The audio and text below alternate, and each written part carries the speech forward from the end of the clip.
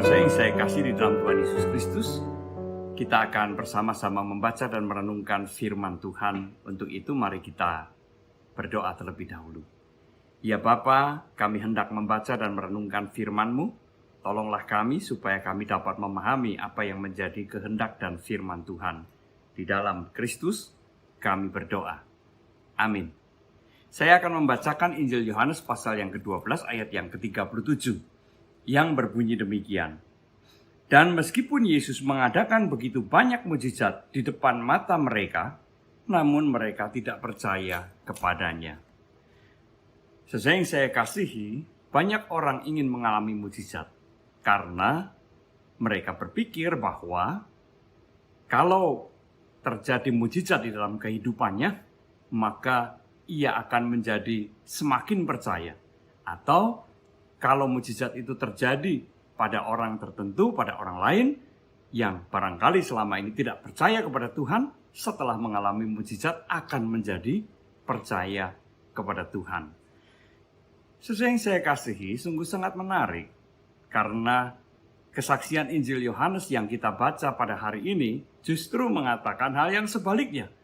Disaksikan betapa Tuhan Yesus melakukan begitu banyak mujizat dan dilihat oleh orang-orang Yahudi, tetapi mereka tidak percaya kepadanya. Saudara-saudara yang saya kasihi, memang jikalau orang tidak memahami apa makna mujizat yang dilakukan oleh Tuhan Yesus, dan kemudian sangat menekankan, sangat menonjolkan mujizat-mujizat itu seolah-olah dengan sendirinya, ketika orang mengalami, ketika orang melihat mujizat, maka dia akan percaya kepada Tuhan Yesus. Maka ada bahaya yang terkandung di dalam pikiran seperti itu. Paling tidak saya melihat ada 3 bahaya. Yang pertama adalah ketika orang terlalu menekankan atau mengejar-ngejar, mencari-cari mujizat, keajaiban,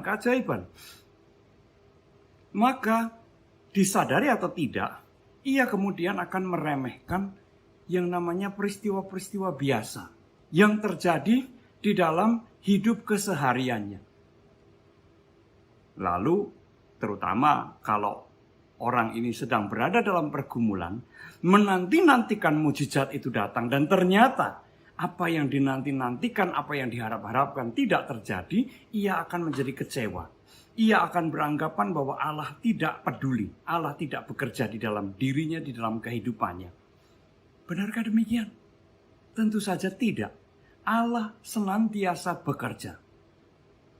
Tidak ada saat di mana Allah tidak bekerja di tengah-tengah dunia ini.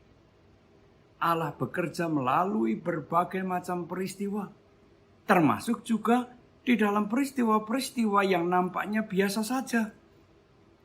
Saudara-saudara yang saya kasihi, coba kita renungkan. Lebih banyak mana peristiwa yang terjadi dalam kehidupan kita? Peristiwa yang biasa-biasa saja? Ataukah peristiwa yang ajaib?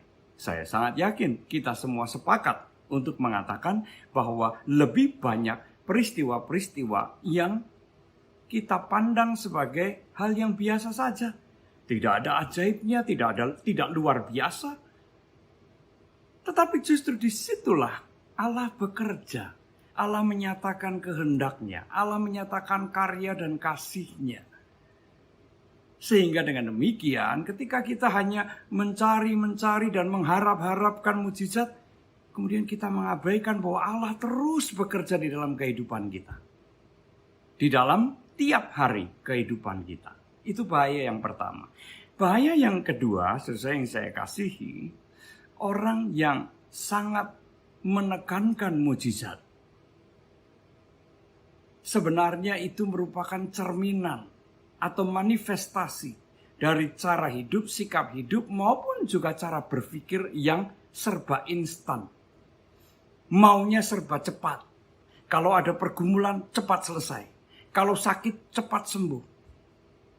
Sesuai yang saya kasih dalam Tuhan Yesus Kristus, cara instan ini pada akhirnya akan membawa orang kemudian malas berusaha.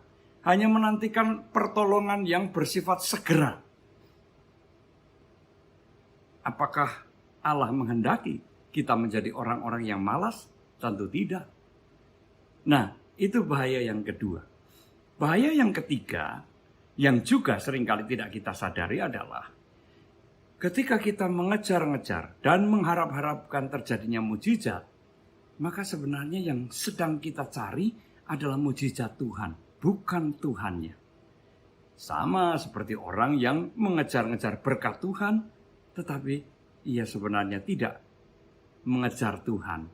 Ia hanya membutuhkan berkatnya, tetapi tidak membutuhkan Tuhannya.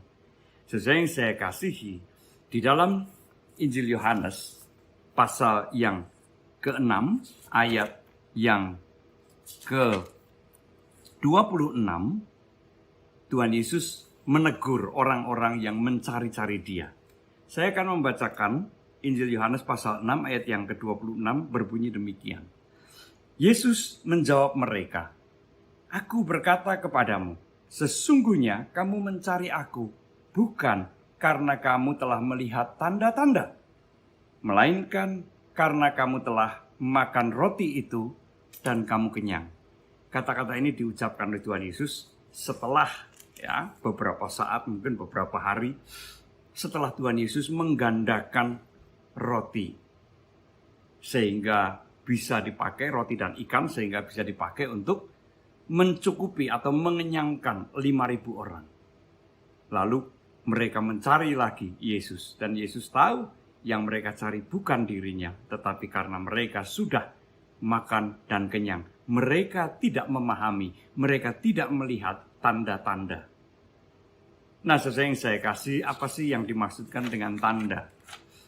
Mujizat di dalam Alkitab kita seringkali memang berasal dari kata Yunani yang bisa diartikan atau diterjemahkan sebagai tanda. Jadi mujizat itu sebenarnya tanda.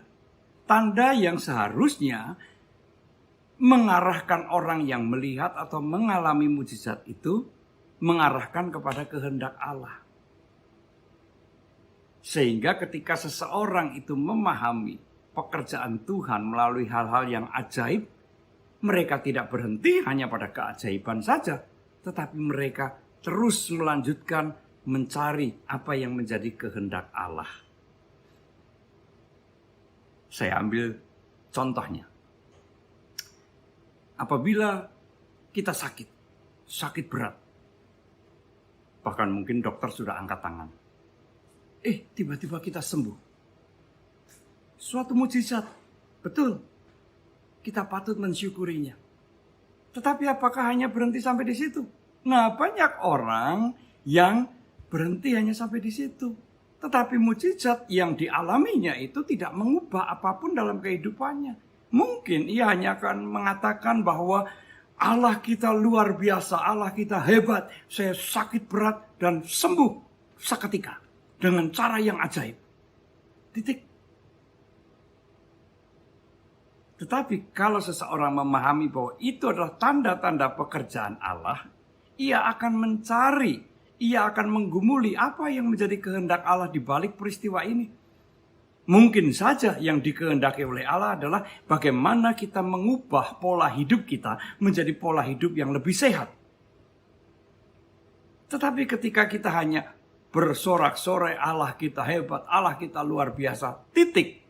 Itu tidak mengubah kehidupan kita. Malah kemudian cenderung kita bisa meremehkannya. Buktinya saya sakit berat pun disembuhkan oleh Tuhan. Beres kan? Padahal bukan itu yang dikehendaki oleh Tuhan. Tuhan menyembuhkan kita supaya kita menyadari ada sesuatu yang salah dalam kehidupan kita yang harus diubah. Nah, disitulah mujizat menjadi tanda yang mengarahkan kita kepada kehendak Allah. Oleh karena itu, sesuai yang saya kasih untuk Yesus Kristus, tentu tidak salah jikalau kita memahami atau mengharapkan terjadinya mujizat dalam kehidupan kita. Tetapi biarlah mujizat yang terjadi dalam kehidupan kita itu semakin mendekatkan kita kepada Tuhan, semakin mendorong kita untuk mencari kehendak Tuhan, dan mendorong kita untuk makin mentaatinya. Tuhan memberkati kita. Amin. Mari kita berdoa. Bapa di dalam surga, ajarkanlah kepada kami untuk senantiasa melihat berbagai peristiwa sebagai tanda pekerjaan-Mu, tanda yang mengarahkan kami untuk mencari kehendak Tuhan, untuk memahami dan mengerti akan apa yang menjadi kehendak-Mu. Sehingga dengan demikian, setiap peristiwa yang kami alami sebagai pekerjaan Tuhan akan semakin mendekatkan kami, mendorong kami semakin taat kepadamu. Meteraikanlah firman-Mu di dalam hati kami. Di dalam nama Tuhan Yesus kami berdoa. Amin.